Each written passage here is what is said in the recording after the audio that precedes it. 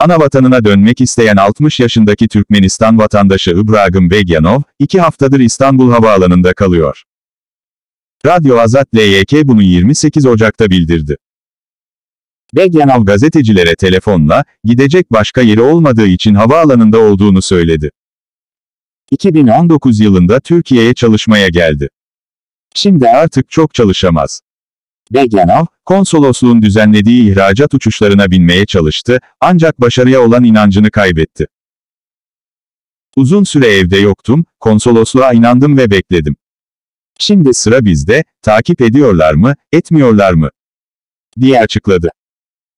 Begyanov'a göre, diğer Türkmenistan vatandaşları onun örneğini takip edip havaalanında toplanırsa, ülke yetkilileri geri dönüş sorununu hızla çözmek zorunda kalacak.